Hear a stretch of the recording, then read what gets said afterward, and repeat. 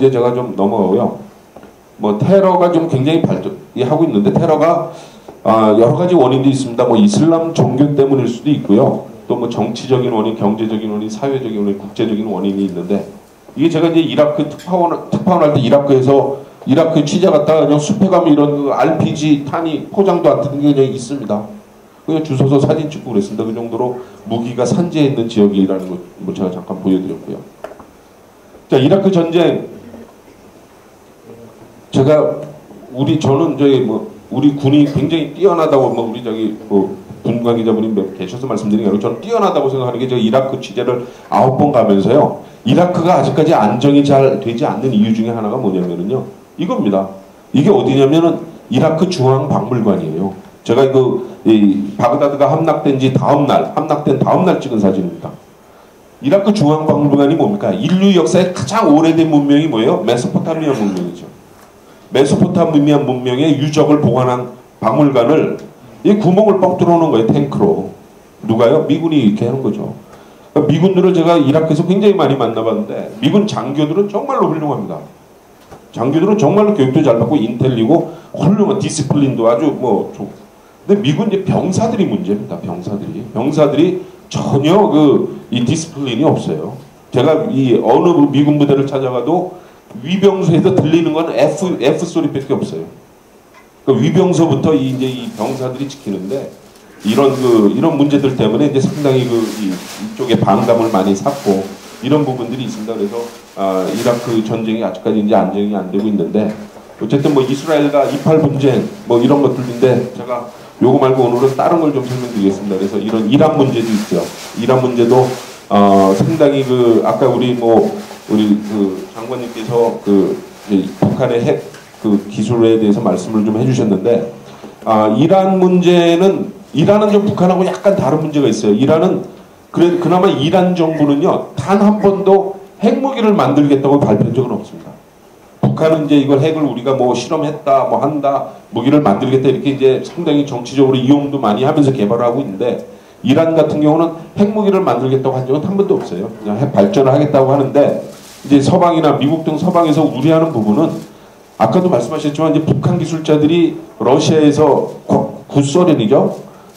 많은 핵 관련 그런 기술 전수를 받았듯이 이란의 핵과학자들이 굉장히 많습니다. 주로 러시아를 포함한 동구권에서 교육을 받은 사람들이에요. 그러니까 이제 서방 정보기관에서 판단하기는 이 정도 인적 자원이고 또 이란은 또 북한하고 달리 석유를 파는 나라 아니에요. 나름대로 큰 자금을 굴릴 수 있는 나라입니다. 그러니까 이 이란의 어떤 자금력 또 많은 전문가의 이 수준과 이 숫자를 봤을 때 우리가 핵발전 또 특히 우라늄 농축을 허용할 경우 몇 년 내에 핵무기를 만들 수 있는 나라가 바로 이란이다라는 게 이제 국제사회의 인식입니다. 그래서 이게 계속해서 이제 이 논쟁이 이어지고 있고요. 근데 이란의 경우는 우리는 안 만들려고 우라늄 농축은 국제법상 허용된 건데 왜 못하게 하느냐. 그래서 서로 지금 계속해서 충돌이 발생하고 있습니다. 아프가니스탄 사태도 제가 좀 넘어가겠습니다. 자, 제가 이제 한 2가지만 오늘 말씀드리고 이제 끝내겠습니다. 이제 왜 이거를 말씀드리냐면은 우리가 이제 중동 이슬람권을 제가 대략적으로 한번 설명을 드리려고 하는데요.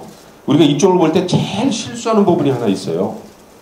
그러니까 우리가 중동을 볼 때 지나치게 획일화된 이미지를 가지고 보는 거죠. 중동은 열사의 땅이다. 중동은 석유다. 중동에 가면 여성들이 차별받는다. 이 한 가지 이미지를 보는데 우리가 중동 이슬람권을 이해할 때 아까 소말리아 같은 나라들은요. 소말리아 가시면 이슬람 국가는 맞지만은 하루에 5번 예배 보는 사람은 거의 없습니다. 그러니까 제가 말씀드리고자 하는 거는 중동이 한 25개 국가 정도 되는데요. 나라마다 차이점이 굉장히 많다는 겁니다. 그 차이점을 무시하고 지나치게 일반화된 시각으로 중동을 보면 상당히 문제가 되는 거예요. 자, 제가 이 사진을 보여드린 이유가 있습니다. 중동이 열사의 땅만은 아닙니다. 이게 어디냐면요. 레바논입니다. 레바논의 스키장 개장식 사진입니다. 열사의 땅인데 스키장이 있어요. 레바논에 가시면. 스키장 개장식에 여성들이 비키니 입고 워킹을 하죠. 중동은 무조건 여성들이 눈만 내놓고 다니는 데는 아니라는 거죠. 그 다음에 제가 말씀드리는 모로코, 알제리, 레바논, 이란은 현재 스키장이 있어요. 천연 스키장입니다. 인공 스키장. 이렇게 나름대로 이제 다양성을 가지고 있다라는 거고요. 그럼 어느 정도 제가 이제 한국 와서 굉장히 당혹스러운 어떤 중에 하나가 이제 우리 뭐 정부 관련 기관과 일을 하면은 저보고 보고서를 써달라는데 중동 진출 방안을 써달라고 합니다. 근데 그거 굉장히 어려운 게 중동이 나라 수도 많고 굉장히 다르거든요. 제가 한번 두 나라를 비교해 보겠습니다. 이집트하고 사우디아라비아를 한번 비교해 볼게요. 이집트하고 사우디아라비아 붙어 있는 나라죠. 홍해를 가운데 두고. 자, 제가 정치, 경제, 사회적으로 한번 비교를 해보면은요. 자, 사우디아라비아 정치 시스템은 왕정이죠, 왕정. 절대 왕정, 세습 왕정. 이집트는 공화정이에요. 예, 국민이 대통령 선출하고 국회 의원 선출하고 삼권 분립돼 있고, 물론 뭐 민주화는 떠나서요. 그렇죠? 유럽에서 왕권을 공화정으로 바꾸기 위해서 100년 이상 싸웠죠, 과거 역사에. 예? 왕정하고 공화정 정치체제가 완전히 다르죠. 자, 그럼 경제적으로요. 사우디아라비아 석유에 의존한 경제를 가지고 있죠. 예? 전체 GDP의 65%가 석유에서 옵니다. 국가 재정 수입의 90%가 석유에서 오는 나라예요.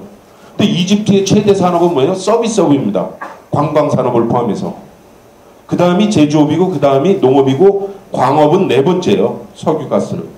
산업 구조도 완전히 다릅니다. 이집트 가보셨죠? 이집트의 관광이 지금 매년 한 1000만 명 이상이 가고 100억 불 이상의 소득을 올리는데 이집트 박물관 가면 2000년 안 된 건 전시도 안 됩니다. 안 가보셨습니까? 이집트 박물관 가시면 2000년 안 된 거는 위에 전시도 안 돼요. 다 지하 창고에 있습니다. 그 정도로 뭐 피라미드가 4600년 된 거죠. 네, 그 정도로 이제 관광 유적이 많고. 자, 사회적으로 뭐 보면은요. 혹시 중동에서 여성에게 운전을 허용하지 않는다라는 나라 들어보셨죠? 사우디아라비아 한 나라입니다. 근데 이집트 가시면은요. 여성 공무원 수가 150만입니다. 우리보다 훨씬 많아요. 그러니까 정치, 경제, 사회적으로 두 나라를 비교해보니까 굉장히 차이가 많이 나죠. 이런 나라를 한 바구니에 넣고 경제적인 분석을 한다고 말이 안 됩니다. 그래서 제가 꼭 말씀드린 거는 좀 다양성을 좀 이렇게 좀 봐주시기 바라고요. 사진 좀 갖고 왔습니다. 이게 사우디아라비아 여중생이에요. 이게 소위 말하는 눈만 내놓고 다니는 니캅이라는 거예요.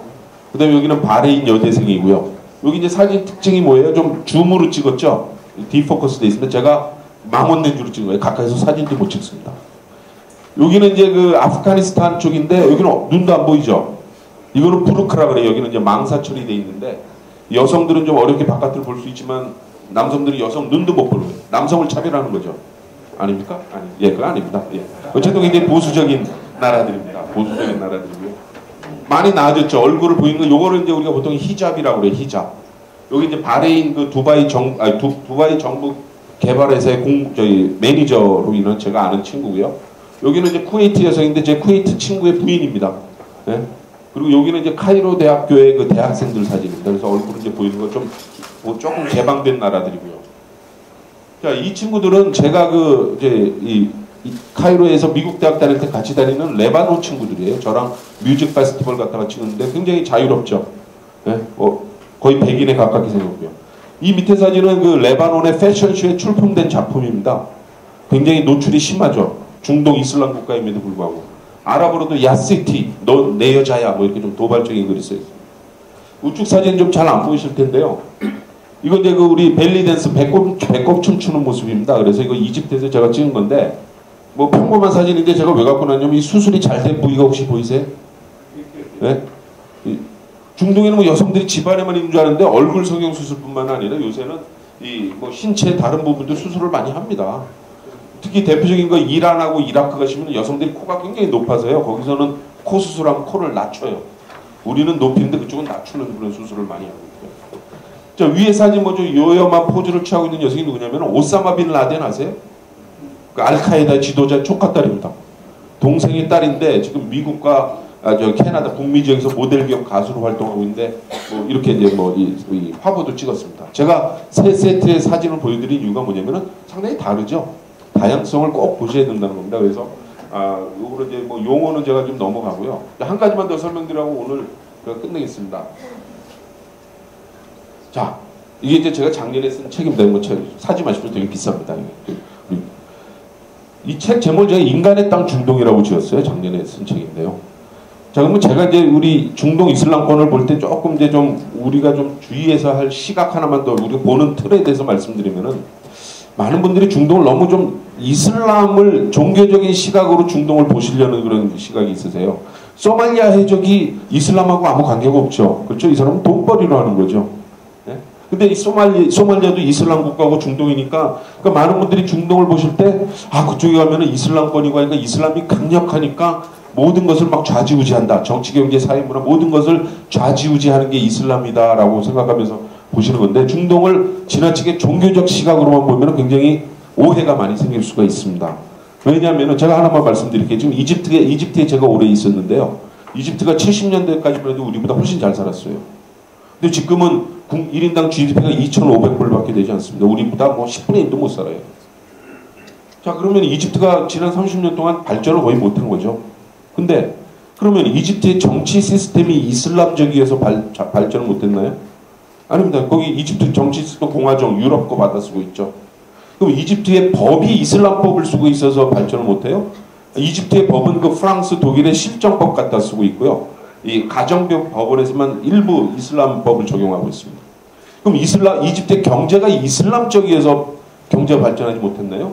이집트의 그 나세르 대통령 옛날에 아시죠? 나세르 대통령 사회주의, 서구식 사회주의 한 사람이죠.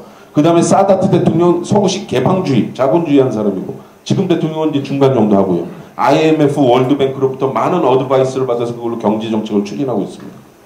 이집트의 금융이 요새 소위 이슬람 금융 들어보셨어요? 이자를 안 준다는 이슬람 금융? 그럼 이집트의 금융이 이슬람 금융하고 있기 때문에 잘 안 돼요? 이집트의 95% 은행은 우리랑 똑같은 컨벤셔널 뱅킹입니다. 우리랑 똑같은 은행이에요. 이자 우리보다 훨씬 많이 줍니다. 11% 줘요, 지금도. 저 특파원 할 때 부인 몰래 모아둔 돈 아직도 이집트에 두고 있습니다. 11% 주는데요. 네? 그러니까 이집트가 발전하지 못하고 이렇게 좀 후진된 게 이게 이슬람 때문은 아니라는 거죠. 그렇죠? 다른 제3세계가 어려운 거랑 비슷한 거죠. 정치가 부패하고 경제가 비효율적이고 교육이 부재하고 사람들이 덥고 하니까 일 안 하려고 하고, 그러니까 우리처럼 뭐 이렇게 우리랑 상당히 다르고 한 뿐이지 이게 이슬람 때문에 그런 거 아니에요. 그래서 제가 말씀드리는 게 뭐냐면은, 저도 뭐 교회를 좀 오래 다니지만은 자꾸 이쪽을 중동 지역에 이제 뭐 이렇게 선교하시는 분들도 있는데 이쪽을 뭐 어떤 이슬람 종교를 하나의 이 카운터파트로 놓고 이거를 선교를 하려면 상당히 어렵다는 거죠. 왜냐면 그 사람들의 정말로 실질적인 이 사상을 연구해야 되는데, 중동 사회는요 사실 이슬람보다는 남성 위주의 가부장적 전통이 더 지배하는 사회입니다. 무슨 말이냐면 우리 예전에 과거 유교 사회에 그랬듯이 어른의 말씀이 더 지배하는 사회입니다. 아까 제가 말씀드렸지만 지금 뭐 사우디나 카타르나 쿠웨이트나 이런 나라에 다 이 최고 지배층이 다 최고 힘 있는 가문의 어른들이 하고 있다 그랬잖아요. 예? 제가 이집트에 오래 살았습니다만 이집트에 기독교인이 1,000만 명이 있어요. 이집트 인구 한 8천만 되는데요. 1,000만 명의 기독교인이 있습니다. 근데 제가 제 경험에 따르면 기독교 집안이 딸에 대해서 더 엄격해요. 그러니까 이게 종교 때문에 그런 게 아니고 중동 지역에 오래전부터 있던 남성 중심의 가부장적 전통이 굉장히 강한 곳이 이제 중동입니다. 그러면은 그럼 증거가 뭐 있냐? 왜 그 이슬람이 자꾸 안 강하다 그러냐? 제가 여기 요거를 써놨습니다. 이슬람 역사가 1400년 됐는데요. 이슬람은 이슬람에서는 단 한 번도 종교가 정치 권력이 올라선 적이 없어요. 우리 그 기독교, 우리 유럽 역사를 보면은 중세가 어땠습니까? 암흑시대 소위. 교황권과 왕권이 엎치락뒤치락 싸우다 교황권이 위에 있을 때도 많았죠. 왕이 즉위하기 위해서는 교황이 칼등으로 왕의 어깨를 두드려줘야 즉위를 할 수 있죠. 소위 그래서 암흑시대라고 하죠. 유럽 학자들이 붙인 말이죠. 근데 이슬람에는 단 한 번도 그런 역사가 없어요. 왜 그러냐면은 제가 이제 교회에도 가끔가다 이제 제가 강연을 나가는데 우리 이제 선교하신 분들이 여쭤보는 게 그거예요. 아니 21세기가 됐는데 왜 유독 이슬람권만 그 옛날 전통이 안 바뀌고 있느냐 이거죠. 다른 뭐 종교도 다 이제 뭐 현대화하고 21세기 교통통신이 발달한 시대에 왜 유독 중동 이슬람권만 그렇게 전통을 고집하고 이슬람적인 전통을 고집하냐, 이게 이제 문제예요. 선교하기 어렵다는 거죠. 제 답은 그겁니다. 여기 있습니다. 이슬람은요 굉장히 정치적인 종교예요. 정치적으로 이용하기 좋은 종교입니다만은 권력을 추구하지는 않는 종교입니다. 굉장히 이슬람 역사에서 단 한 번도 왕권 위에 종교가 올라선 적이 없어요. 그러면 왜 그러냐? 애초에 그렇게 만들어졌어요. 권력을 추구하지 못하도록 만들어졌습니다. 제가 조금 길어졌습니다. 5분